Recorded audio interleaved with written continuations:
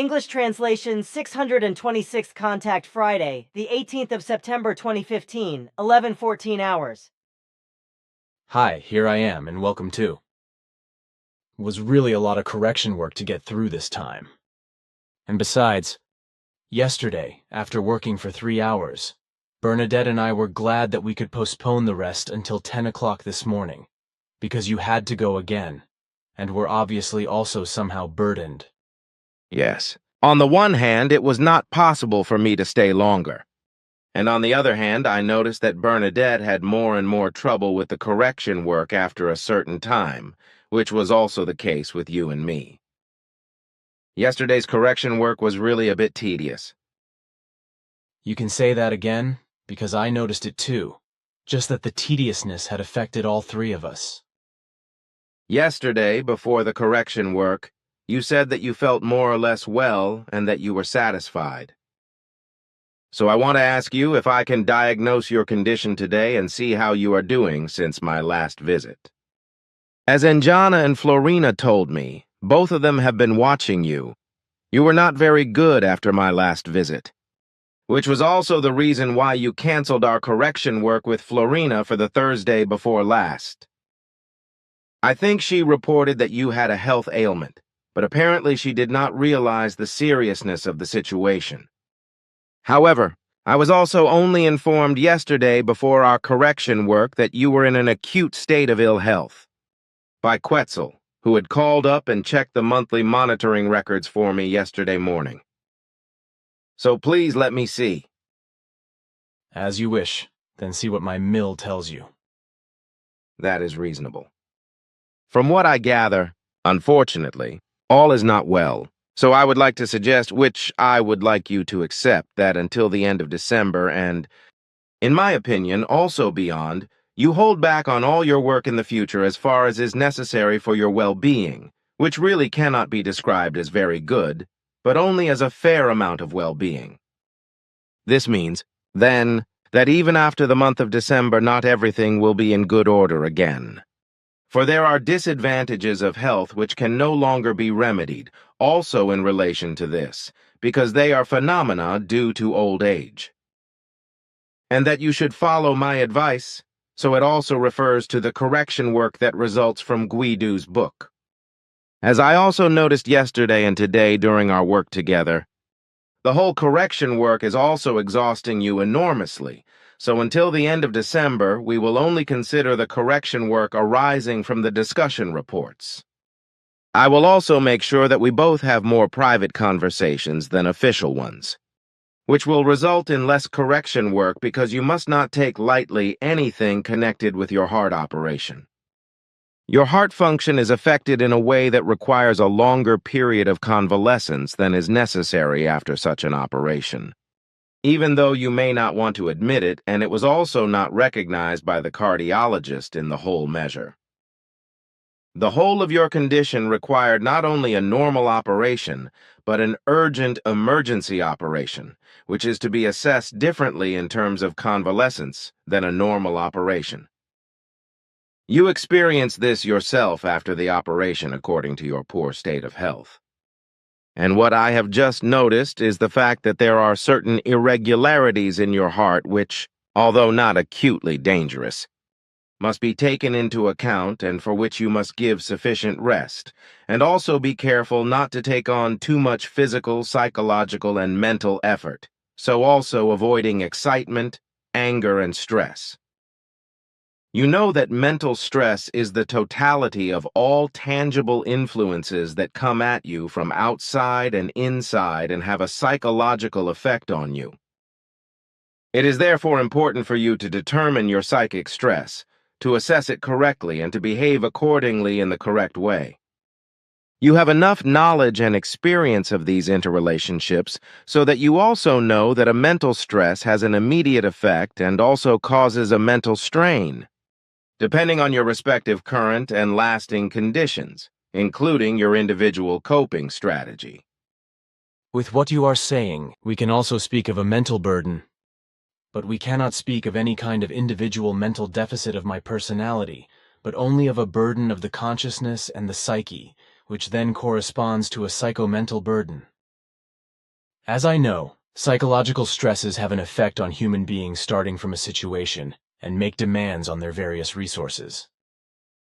And when we talk about mental stress, we are not talking about the characteristics of a situation, nor are we talking about the characteristics of human beings. The whole thing has basically nothing to do with stress, because this is based on an unspecific reaction of the organism to any form of stress. However, if a stress takes place which is triggered by a mental strain, then it comes under the term stressor, as your father Svath instructed me in this regard. Correct. The nature of the stress and the individual psychological conditions can, like stress as a reaction from a stress, be both harmful, but otherwise also stimulating. In the long run, sustained stimulating strain and stress can contribute to personal development and health maintenance. If we look at the work that human beings have to do, it is usually a mental strain, but it is important to note that there is a big difference between legitimate strain and unjust strain, such as whether the strain is joyful or joyless. Thus, stress in joyful form is the result of joyful strain, which produces joy, happiness, and contentment, etc. While on the other hand, through a joyless strain, a false strain arises and leads to fatigue as well as to anger, resentment, etc., and to psychosomatic diseases. Thanks for your remarks, as also for your exhortations, which I will follow. What you say regarding the need for convalescence, Eva also told me, and various core group members are also of the same opinion. Which they are right about. And what I still want to ask, Quetzal, in retrieving and checking the recording control device, has also found that a very unpleasant event occurred on the night of the 2nd to 3rd of September, which put you at risk as well as Daniel, and about which I want to hear from you what happened in detail. I can tell you, but first the following. Unfortunately, although I was reasonably well when you visited me on the 15th of August, it was basically that my health was going up and down and was just in the upward zone when you were here. So it went up for 1 or 2 days until it was good, but then it went down again, which lasted 4 to 5 days. And after your last visit, on the 15th of August, the whole thing became worse and worse and more unbearable, so that I effectively felt worse and worse, with a slow heartbeat that pounded into my head, combined with a strange headache, a stubborn head, and the nasty tinnitus. On Friday, the 11th of September, Eva took me back to Zurich to the university hospital, where I was checked over for 4 hours. My blood count was fine, as was my lung function, but my heart rhythm was way out of normal, as was my high blood pressure and pulse. Subsequently, I was prescribed a medication that I have to take twice a day. I was discharged on suspicion, so Eva got me the prescribed medication for the heart at the pharmacy, which is supposed to stabilize the heart rhythm somewhat.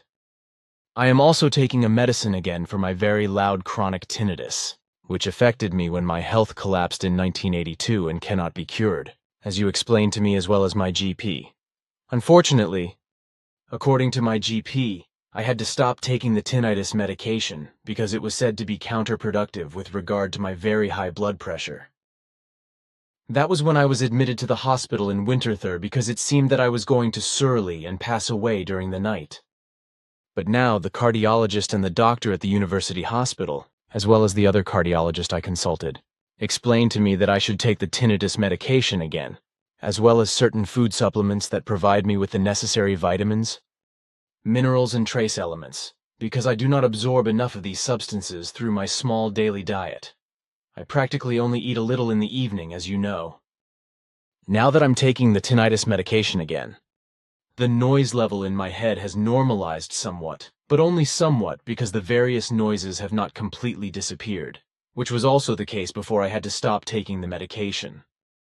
It is simply that since 1982, when I was afflicted with tinnitus as a result of my fall, I can no longer perceive certain sound vibrations, such as the chirping of crickets, precisely because it chirps in the skull itself, along with various other noises. Since my health breakdown in 1982, I also have to live on Meister Schmalhan's food, otherwise I immediately put on weight, which is absolutely not good for me. Twice I've reached 91 kilos, but I cannot afford it anymore, so I have to make sure I stay at 80 kilos, which I've been maintaining since 1992, about 23 years now. I cannot eat more than that, which is why I have to stick to my eating rule, which tells me that no more than one daily evening and somewhat restricted meal is beneficial for me. But in terms of how I am feeling, it is also up and down now with the new medication, so good and bad alternate every 2 to 3 days. Now, what were the exact details of what happened on the night of the 2nd to 3rd of September? Patience, dear friend, one thing at a time. But the following happened, because, as is often the case, the internet went down, and all of us who depend on it could no longer work with it. We naturally had to inform Daniel so that he could get everything up and running again. So Eva phoned him and explained that the internet was not working again. And since Daniel had to work shifts and was on late shift and did not get off until 23 o'clock HRS, he showed up at the center around 23:45 HRS. So I went with him around the house to the computer room, where he fixed everything and also explained the function of several devices. After which we went to the computer workroom, where he searched in the computer for E-letters, which I was urgently expecting. The whole thing took about 45 minutes, after which the computer was switched off and we left the room, Daniel switching on the outside lights because it was pitch black. Still standing in front of the door and trying to close it, a shot suddenly rang out, obviously from a small caliber rifle. It was exactly 0:30 HRS, I realized, when I looked at my watch, and Daniel immediately switched off the light of the outside lamp. Somewhat unclear about where the shot had been fired, we ran to the other side of the house and searched the area for the person who had fired, but to no avail. Then Daniel said that he had heard that the shot had been fired somewhere behind the garage or in the vineyard by the gravel silos. So we went straight back there and searched, but found nothing, so we went into the house. The next day and until Monday, the 14th of September, Silvano, Andreas, Jacobus and I searched several times for a bullet impact. But we could not find anything in the whole line of fire, which we thought should have been fired from the place where the car trailer was standing. It was not until the 14th of September, I was sitting in front of the TV listening to the newsreader, when it dawned on me that we must have all been looking in the wrong place for a gunshot impact. Because Daniel and I were not standing next to the house, but in front of it, somewhat obscured by the light foliage of an ornamental bush. So I went to look again, and from the place of the car trailer, I aimed at the location Daniel and I had occupied during the night when the shooting had taken place. I then searched thoroughly, but only after a little more than 20 minutes did I find a bullet on a thin tree trunk. The bullet, undoubtedly a small caliber, having hit the hard trunk wood in such a way that it ricocheted and flew off somewhere to the right, but still pierced a leaf of the bush. After making this observation, I informed Silvano and Jacobus, who immediately came with a rifle and a laser device and, from the location of the car trailer, advised the bullet and ricochet channel on the tree, and determined that if the shot had not ricocheted off the tree and flown away through the foliage of the bush, it would have hit either Daniel or me at chest height in front of the door of the computer workroom. So we were both lucky that the trigger-happy person who was obviously targeting me obviously did not know anything about shooting. Because a human being with an understanding of shooting would never try to hit a target through the foliage of a bush, because the bullet is inevitably deflected by leaves. So the shooter was ignorant, stupid, inexperienced, and probably, as usual, guided by misinformation, hatred or confused thoughts of revenge, etc., although I would not be surprised if religious sectarian fanaticism was behind it again. However, it is not necessary to find that out, as it is also difficult precisely for you, because I know how great the machinations are for you if you want to get to the bottom of such things by looking back in the form of time travel or so. It may be that you are right about religious sectarian fanaticism, as it is also certain that it is not any group member who should come to harm, but you. But what has to be said and what you have to take into account regarding the nightly shooting is that you and also the group members should keep quiet about it for a longer period of time so that nothing gets out to the public. However, if this did happen, then it would inevitably have to be reckoned with that, as happened earlier, other similar or like incidents would again accumulate. Exactly. That's what I thought and said. And I will also explain it to all the group members at the meeting tomorrow, Saturday. Of course, I will also not involve the police, because when I did that in previous attacks, I only experienced bad things. In the first attack in broad daylight in Marauli, India, in which Reinhold Geiger was present and I was shot through the left forearm, the police wrote a 7-page A4 report, but no culprit was found. The reason for this was probably the newspaper article from the 30th of September 1964 in The Statesman in New Delhi, as Ascot explained. When I was shot at for the first time in Switzerland, on the night of the 5th of January 1976 in Hinwil, the bullet whizzing past my right temple and ricocheting off a copper spiral before hitting the ceiling, I notified the police the next day. But since only one man was present at the police station and was acting very busy, I do not remember his name, and he did not take the matter seriously. Just laughed and said that a little stone had probably been thrown through the window by a night boy. I left the police station. Consequently, he was also not interested in looking at and photographing the small bullet hole from a small caliber bullet in the window, the grazing shot in the copper spiral, and the impact in the ceiling. So I went straight to the governor, King was his name, if I remember correctly.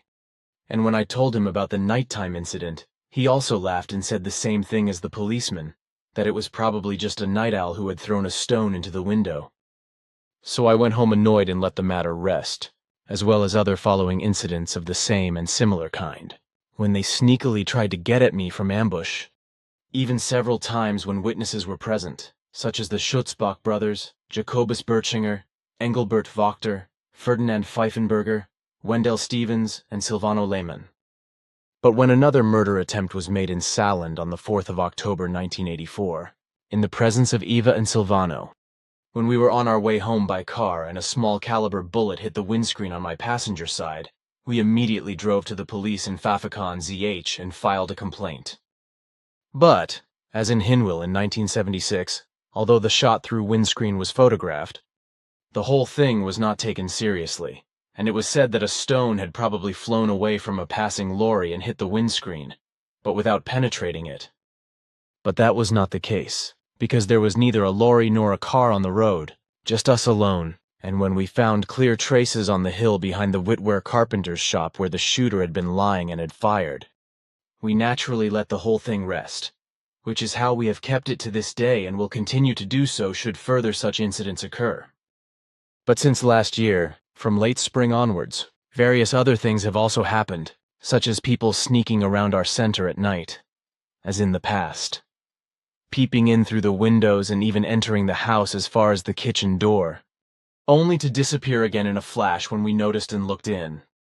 Unfortunately, we never caught the prowlers, not even a man who ran into me when he came out from behind the center in broad daylight and ran away, but whom Silvano was able to confront briefly at the biotope and ask what he wanted with his prowling around the center, and only got the answer I just wanted to see before the man drove away in his car. But there was also the matter of the aviary door being opened in broad daylight, when no one was around, and about 45 ornamental birds being chased out, which of course had died in the meantime or been hit by the sparrowhawk or other birds of prey. There is also the matter of cutting open the wire enclosure of the poultry yard, as a result of which a fox was able to get in and kill 7 peacocks and 5 ducks and drag them away. Of course, we repaired the enclosure, which took 14 days of work and about CHF 1,000, but when everything was finished, it took just 1 week, after which some of the wire mesh was cut and perforated again, which meant another week of repair work and money spent. This is all extremely annoying, but in terms of exact clarifications in the center area, if we were to carry out such clarifications, they would really be very time-consuming. This is in addition to the fact that, according to our directives, it would not be permissible outside the direct vibration protection area of the center to find a person in question and name him or her, and that he or she could be punished. According to our directives, We are not allowed to interfere in such matters, such as the fact that we would carry out investigations on our own initiative and bring guilty persons directly or indirectly to punishment. Such action on our part would be tantamount to unauthorized intervention and interference in the affairs, concerns, laws, and rights of another world or a foreign state, which, however, is forbidden by our directives, which for us means strict law. Consequently, we do not violate them in any way, which has also prevented our Plejaran peoples from falling into any conflicts with foreign worlds or states for decades. So, of course, we also adhere to our directives on Earth, which must be understood and followed as legislations, and which also guarantee that we Plejaran would never exercise and carry out warlike, conquering or otherwise military machinations on foreign worlds or in foreign states. So even though we Plejaran are equipped with very effective weapons, which have no equal on Earth and are so superior to all Earth weapons of any kind, and so highly futuristic for Earth humans that they themselves have not the slightest objection to them, we never use them for purposes of aggression, offensive actions, or conquest. If necessary, however, we use them for defense, in which case we act exclusively according to the traditional rules and regulations of the Nocodemian directives or laws, which stipulate that only non-violence by force may be used without exception, which also stipulates that enemies or culprits may only be put out of action by suitable non-lethal means and may only be killed in direct self-defense. We Plejaran have not engaged in offensive warfare or other military actions for tens of millennia, just as we have not been forced to engage in defensive actions in this regard for thousands of years. However, if offensive actions were to occur against us, we would of course respond and act defensively, but strictly in accordance with our directives or laws, which prescribe non-violence by force in every case, as you described in detail during our last official 625th conversation on the 15th of August. And what remains to be explained is the following. Our self-chosen or desired by peoples and worlds tasks on other worlds, so also on Earth, are on the one hand always and thus without exception of an observing, investigating, and peaceful nature. On the other hand, however, in certain cases also in a form of secret impulsive aid to development and progress, if the respective state of development of the peoples concerned is given for this purpose. Thus, in a voluntary, pleasing, and altruistic way, we are active in terms of development impulses with regard to medicine, technology, and other sciences, as well as the teaching of the truth, teaching of the spirit, teaching of the life, as well as with regard to the living together of human beings in a family, acquaintance, friendship, community, as well as with regard to the manifestations, developments, and laws of the social life of states, peoples, and worlds. These remarks and explanations bring an open and strong light to your presence on Earth. It had been asked long and often in this regard, but I thought that without a question to that effect, you should speak of it once, which you have now done. Firstly, there was no need for it until today, but on the other hand, it has now just come up. It is good. It was not an accusation, just an observation. Of course, I also understood it that way. Sure, so it is good. But say something about Bernadette's book, how you judge the whole thing. Florina brought it to me, and I think it is good and valuable and should be prepared for printing. Two things. Firstly, when it is said that Florina took my written pages and now also Bernadette's book with her, or that things will be taken with her, then this is not to be understood literally, because you are not allowed to take any materials with you. Subsequently, it must be said once that the taking along consists in the fact that the materials are photographed, and thus records made by you are taken along. That was always the case, which is why I do not understand why you are talking about it. So that there is no further misunderstanding, because it was variously assumed that materials were taken by you, which you are not allowed to do.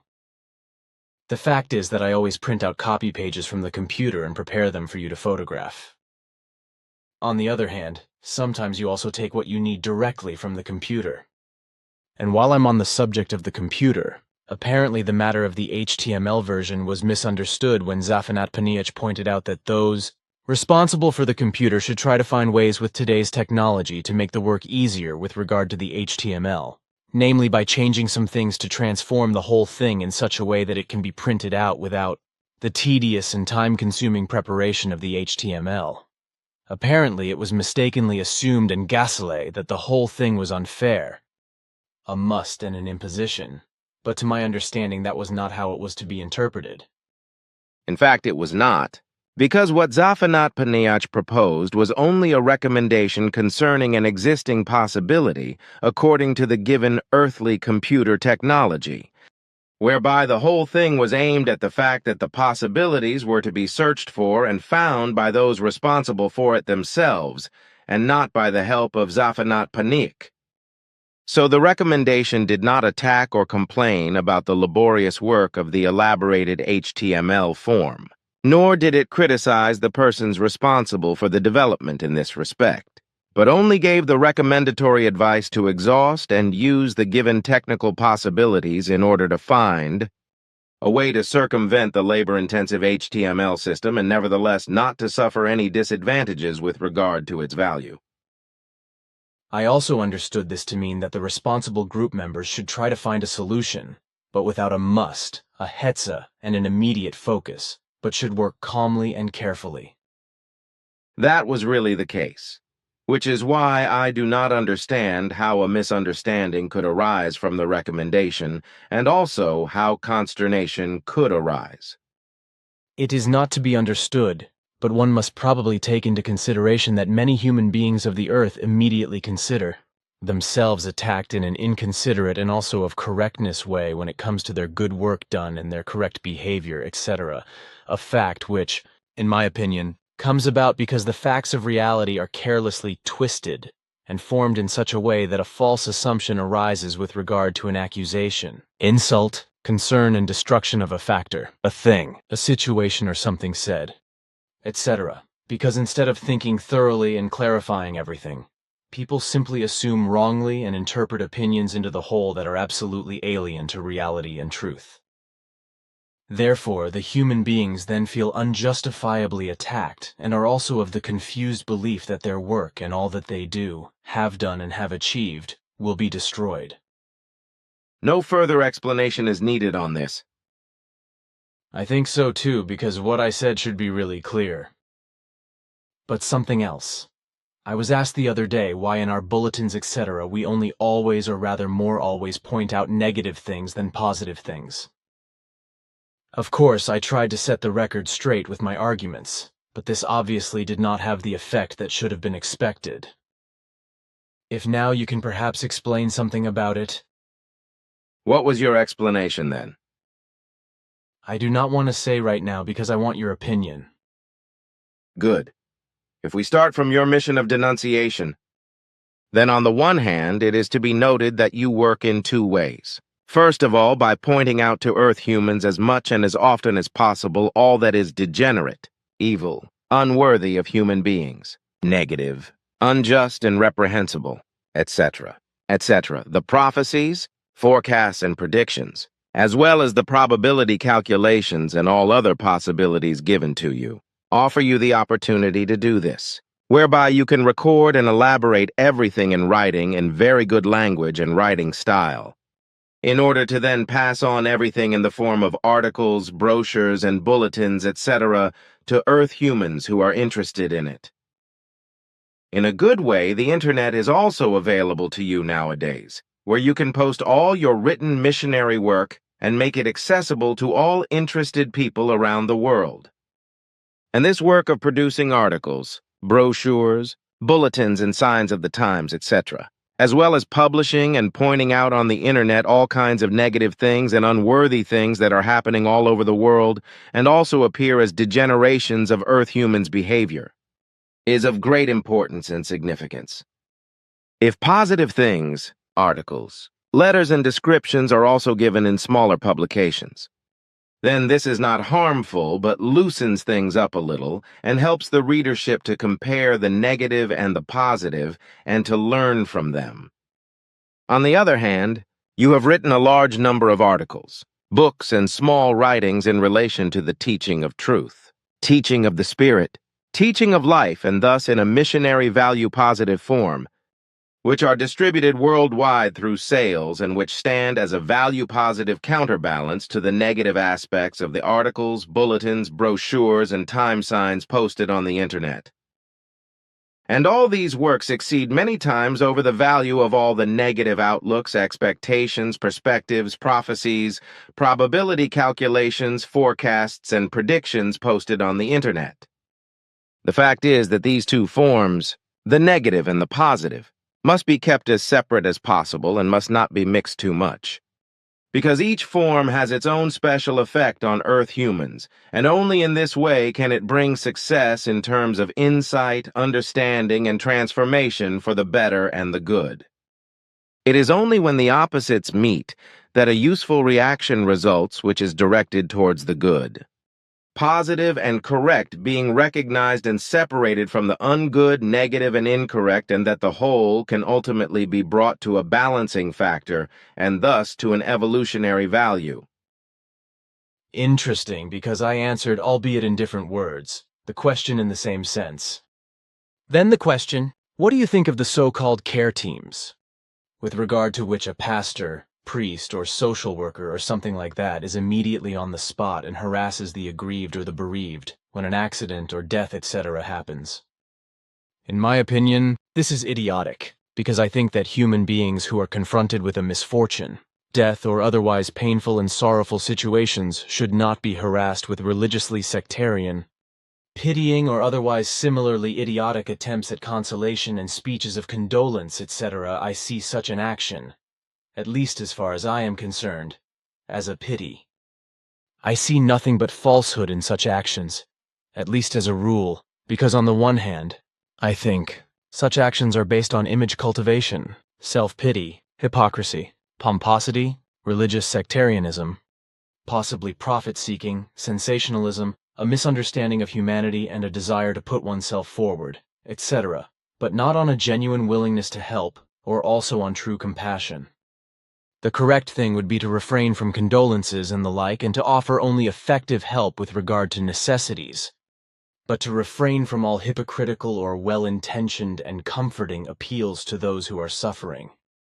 Of course, there are also righteous human beings who feel a sincere compassion for those in pain, suffering, and grief, and who also act accordingly, in such a way that they do not address what has inevitably happened, do not speak unreasonable words of comfort, and make silly consolation speeches that promote suffering, pain, and grief even more.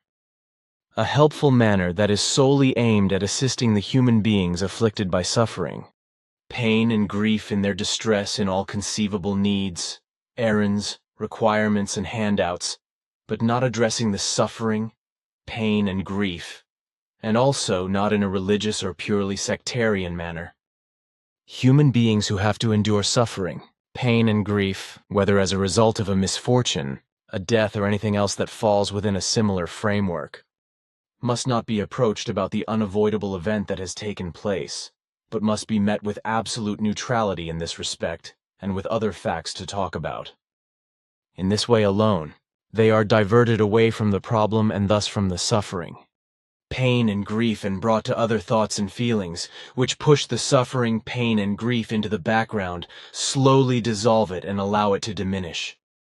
Acting in this way, on the other hand, thus ensures that the suffering, pain, and grief are dealt with more quickly than if the whole of what has inevitably happened is boiled up in the suffering, pain, and grief bearers through silly condolence speeches, religious and sectarian phrases, as well as mourning testimonies, etc. What you say and that you think so I can understand very well, because it is also in line with my sense and what is also correct. Then this question. I have always noticed that certain human beings are very often bitten by mosquitoes and other biting insects, and this also when they rub themselves with insect bite repellent antidotes, while others, who do not even use such antidotes, are spared bites from the various insects. Do you have a plausible answer for this? What are the key factors that, for example, mosquitoes and various other insects bite some human beings but not others? Some human beings are just unlucky, I think, because as soon as a mosquito or other biting insect buzzes in, they are completely covered with bites within minutes. This is while other human beings stand by and are not bitten at all. The popular saying is that such biting victims have sweet blood, which I find idiotic, however, because no human being has sweet blood. Mosquitoes and other biting and other insects have a highly developed sense of smell. Thus also in relation to the individual body odor of human beings, which is formed by amino acids, ascorbic acid, ammonia, fatty acid, urea, uric acid, lactic acid, and sugar. Sweat is an important factor in this process, whereby apocrine sweat contains mostly water and is also rich in proteins, lipids, and fats, various sugars, and steroids. And the body odor of human beings is decisive for biting insects, although the odor is also determined by the genes of human beings, so that the genes of human beings also control the body odor. Body odor only develops when the bacteria naturally present on the skin decompose the components of sweat. The bacteria that cause body odor, however, require body moisture and body heat, as well as the existing body fats, which all serve as food for the bacteria and greatly favor their multiplication. It is also a fact that every human being has his or her own scent profile, which is made up of different odor components. Already in infancy, the eccrine sweat glands are fully formed and are then also functional, whereas the apocrine sweat glands only develop at the stage of sexual maturity. In Earth humans, therefore, body odor only appears after the onset of puberty, and only then can it also be assigned to specific sexes. That some human beings are said to have sweet blood is indeed nonsense. Mosquitoes of all kinds do not orient themselves at all to the taste of the blood of human beings, but to their body odor. So it is largely hereditary whether or not human beings are attracted to mosquitoes and other biting insects according to their body odor. All human beings emit attractants through their body odor that attract biting insects. Particularly popular mosquito or other biting insect victims have a lot of cholesterol in their bodies and thus a substance that is transported in the blood and the remains of which are excreted through the skin. The smell of this substance attracts mosquitoes and other biting insects and encourages them to bite. Carbon dioxide is also another attractant for mosquitoes and other biting insects, as this is also emitted by human beings in varying amounts via their breath. Some human beings, however, emit special repellents that make the attractants unrecognizable and thus ensure that they are not noticed by mosquitoes and other biting insects and so are not bitten. It is also a fact that mosquitoes and other biting insects are attracted by odors over several kilometers, whereby the majority of them bite women and girls more often than boys and men because the male skin is thicker than the female skin. It is also important to note that it is only the females that suck blood because they need the proteins in the blood to produce eggs. However, they do not only feed on human blood but also on plant nectar, just as male mosquitoes do. Mosquitoes and other biting insects are also quite choosy, so they will bite one human being savagely but spare another. A fact which, as I said, is not due to sweet blood as an old folk wisdom claims, but to the body odor by which the insects are attracted. That garlic and beer are also supposed to protect against mosquito and other insect bites is also just an old-fashioned myth. It is also worth noting that the body odor of human beings is not exactly the same every day, so that there are also changes in terms of being bitten. And if pregnant women are examined, it is noticeable that they are stung more often than other women. Heavyset human beings and those with a higher body temperature are also particularly attractive to mosquitoes and other biting insects, so they also suffer more often from insect bites. Thanks. Your explanation is very interesting and makes the whole insect biting thing understandable. Then I want to ask you again about 9/11s, because a conspiracy theorist, a certain David Ray Griffin, who apparently belongs to a so-called truth movement, claims that the hijackings and the destruction of the towers were faked by the U.S. government and U.S. Secret Services. This is contrary to what is officially known and stated on Wikipedia as follows. Since 2004, Griffin has presented conspiracy theories on the 11th of September 2001 in numerous writings and has thus become a main representative of the 9/11's truth movement. The terrorist attacks on the 11th of September 2001, a Tuesday, were 4 coordinated aeroplane hijackings, followed by suicide attacks on key civilian and military buildings in the United States of America, USA. The events of that day are also briefly referred to as the 11th of September, 9/11, or 9/11ths. 3 commercial airliners were hijacked on domestic flights by 5 perpetrators each, 1 by 4, between 8:13 hours and about 9:30 hours local time. The perpetrators steered 2 of them into the towers of the World Trade Center, WTC, in New York City and 1 into the Pentagon in Arlington, Virginia. The 4th plane, which was probably intended to hit a government building in Washington, D.C., was brought down by the hijacker's pilot near Shanksville, Pennsylvania, after fighting with passengers. The attacks caused the deaths of about 3,000 human beings and are considered mass terrorist killings. About 15100 of 17400 persons were able to escape from the WTC buildings. The 19 hijackers belonged to the Islamist terrorist organization Al-Qaeda.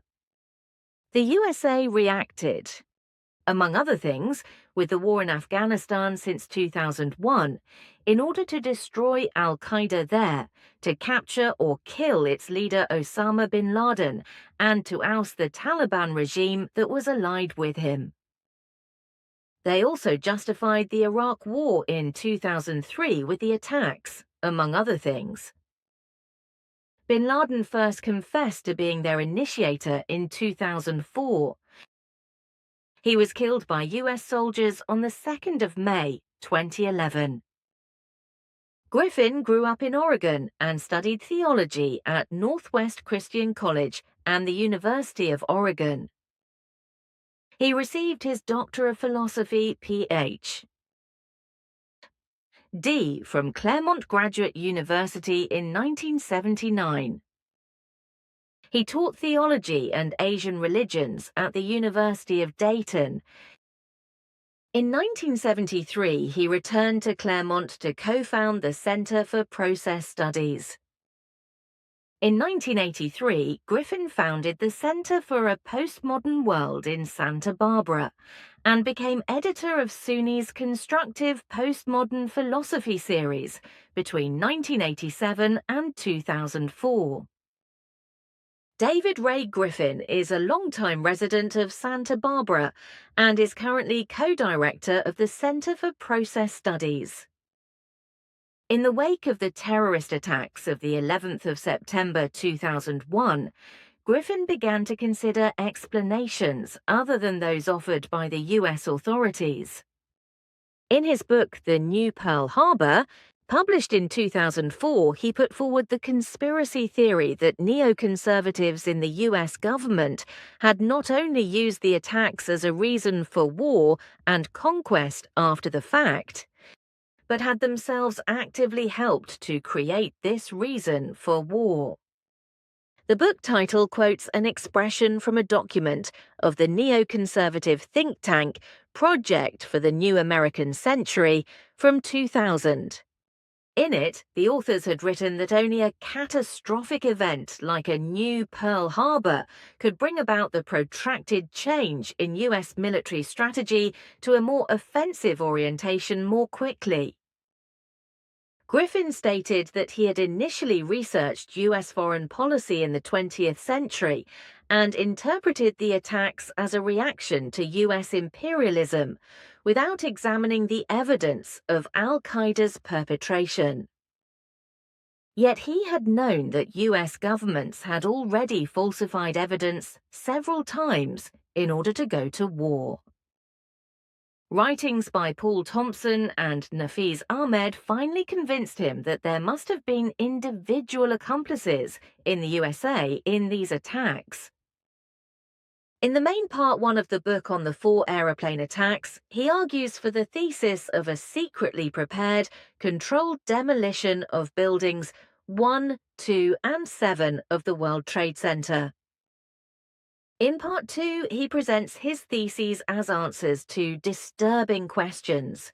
US officials would have had prior knowledge of the 9/11's attacks and reasons for allowing them to happen. They would have obstructed investigations into it and blocked arrests. In the second edition, Griffin was already reacting to the 9/11's Commission report, which had been published in the meantime. Specifically, he published the book The 9/11's Commission Report, Omissions and Distortions, in which he also attacked the composition of the Commission of Inquiry, its selection of witnesses and evaluations of the witnesses' testimonies as signs of government dependence. He spreads his theses as irrefutable evidence that the official investigative reports were false and obscured the real causes and those behind them. Which is in line with what really happened.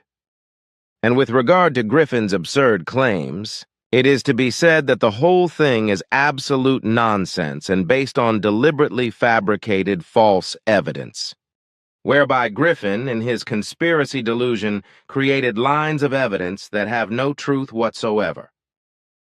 The truth is that everything happened by bin Laden or al-Qaeda terrorists, as it was made known to the world public and as it also corresponds to what you copied from Wikipedia on the internet.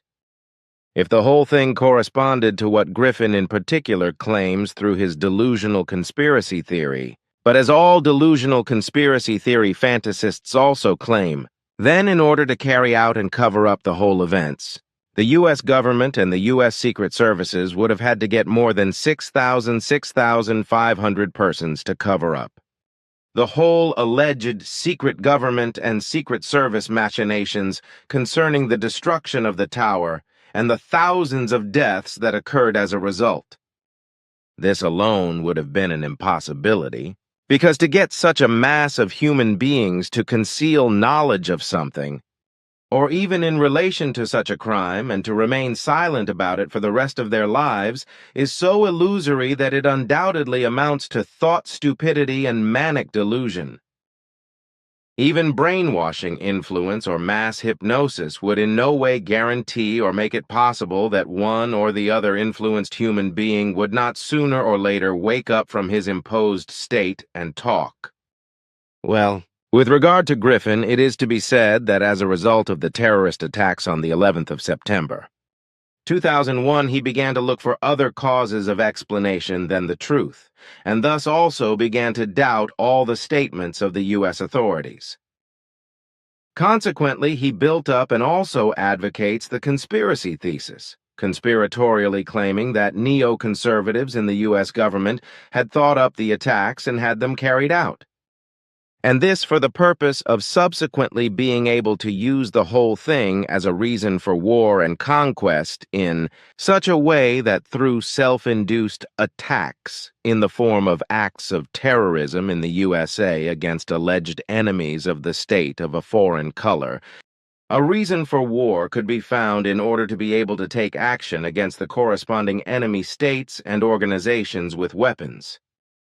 This is clearly stated, but in terms of U.S. machinations regarding self-fabricated attacks by alleged terrorists and foreign militaries, this is indeed being done by U.S. intelligence and government agencies as well as militaries, even if this was not the case now regarding 9/11. That is indeed so, as by means of alleged foreign military and terrorist attacks, which are carried out by U.S. military and U.S. intelligence services. The USA is always finding a reason, for as self-appointed world police and as safeguard of world peace in an armed encounter way getting active against enemies, conduct war, penetrate into foreign states and annex these and subject them to the laws, etc. of the USA. Then this matter has also been clarified. Hence, I would like to bring up the terrible state of affairs with cell phones, that is cellular radio, Facebook, smartphones, and internet, which I have given some thoughts. The internet and the mobile communication devices, such as cell phone and radio, are the new and modern cause in relation to the emergence and the steadily further getting out of hand of the worldwide communicating criminal, religious, sectarian, terroristic, and felonious nexus. This is also the case for the uninhibitable worldwide phenomena of economic and other kinds of refugees, as well as the progressively more sprawling and rampant political and religious sectarian fanaticism. However, further on, the same applies for the progressively spreading child abusive pedophilia, the child and adult prostitution, rapes and sexual killings, the criminality and for all sorts of crimes, riots and demonstrations, as well as in relation to marital and friendship infidelity, xenophobia and racism, and the endless string of lies, fraud and libel, etc. Because everything gets in a propagandistic fashion spread through the abuse of mobile phone and internet, and has in that respect virtually already exceeded all limits and can no longer be stopped. Consequently, all the aforementioned negative factors are worldwide getting more rampant and can already at present time no longer be controlled, whereby slowly but surely all safety options for a well-ordered life of the individual, folks in states, as well as all healthy standards of the society and in the social field, etc., are thrown out of joint. However, that means that if not already now the whole thing is rationality-based, massively called a halt, then in the future all order will be stalled and an overwhelming chaos will emerge worldwide, which will surpass all previously seen in respect of anarchism, that is able to spread over the entire earth in all nations. Your thoughts are absolutely not absurd, because in a preceding manner the scenario predicted by you for the future is already arising in the present. And as long as this is not countered by determining and executing regulatory and governmental power, and everything is not stopped in a relevant form of disruption of the whole, then it might well be, and quickly, so that everything results to the extent you are saying. That is just what I am thinking.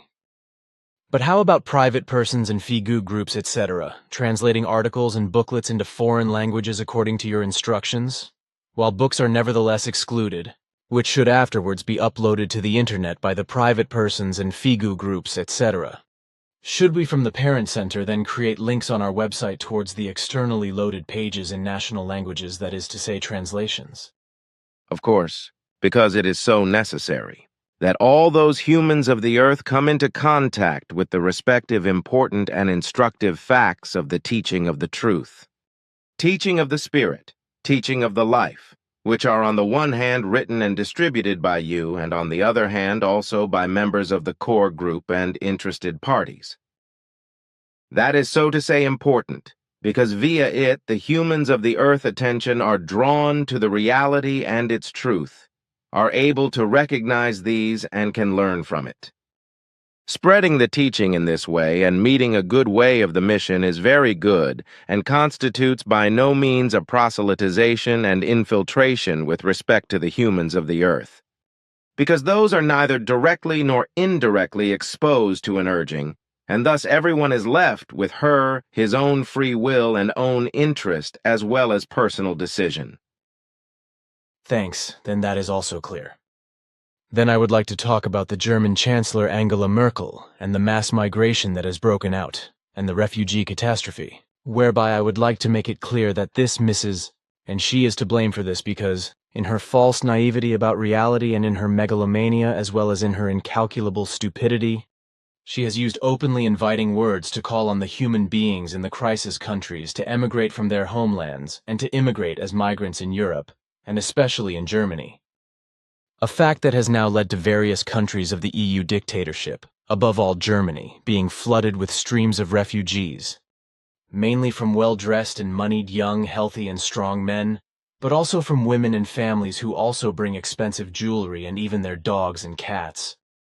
And that a very large part of these refugees are not refugees at all, but effectively only economic emigrants from the countries of refuge, who only flee under the false pretense that their lives are endangered, but in reality want to make a killing and gain wealth as economic migrants in the countries of refuge at the expense of these states and thus of the working populations, whereby Germany is the first choice as a country of migration due to the insane unreasonableness and stupidity of the German Chancellor Merkel, while other EU dictatorship states are only considered in second place. And that this is the case is beyond question. Moreover, the refugees, who actually only seek protection in the EU dictatorship for the sake of the prosperity to be expected in it and therefore leave their home country, are usually not exactly to be called poor, because in truth they all have enough money and other means enough, at least those who are economic refugees, to be able to finance their flight from their home country and to get to Europe very well. And this is also the case if they have to put up with great hardship, accidents, illness, and possibly even death on their way, because despite this, the enticing and supposedly high level of prosperity awaiting them in Europe would be compensation enough.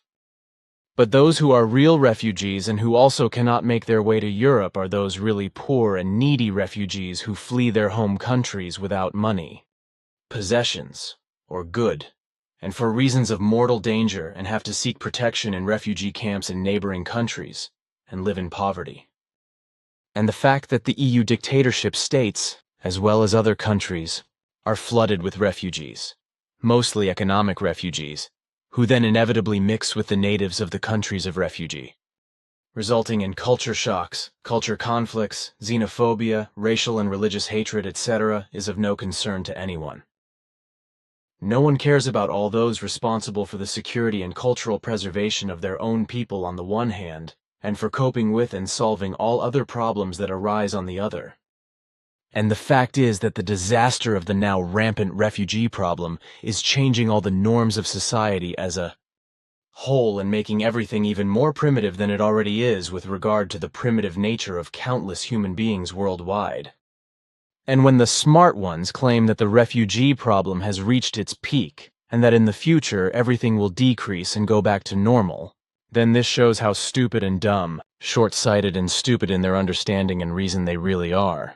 Because they cannot think into the future and cannot grasp that in the coming times and decades, everything will be much worse than what is currently happening with the migration of peoples and the streams of refugees, as I described in my article from the 21st of July 2015 under the title, Environment. July 2015 under the title, Environmental Destruction as a Result of Overpopulation. However, all those of the authorities, population, refugee helpers, aid organizations, religions, governments, and sects, etc. do not think about this, nor do the pronounced false humanists of all colors, namely because their reason and intelligence are not sufficient for this.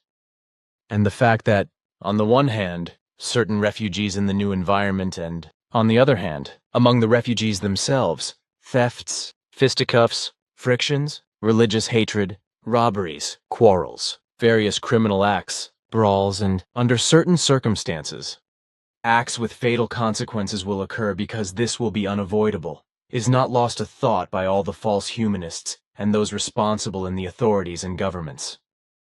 And this applies equally to the inevitable rebellion and quarreling of various EU dictatorship states, which will vehemently refuse to accept refugees forcibly through Brussels' EU dictatorship decisions, which will cause immense costs and, moreover, great problems that can hardly be dealt with, if at all.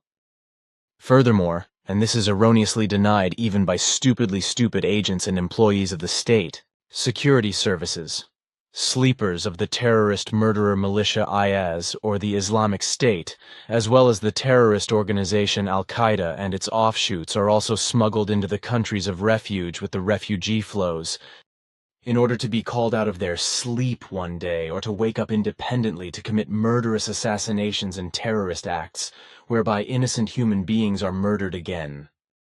And what finally needs to be said about this is that the leaders of all states, in their stupidity, have not yet understood that they would have to create a multinational peacekeeping force, and through this, establish a peaceful order in the world politically, militarily and economically as well as religiously.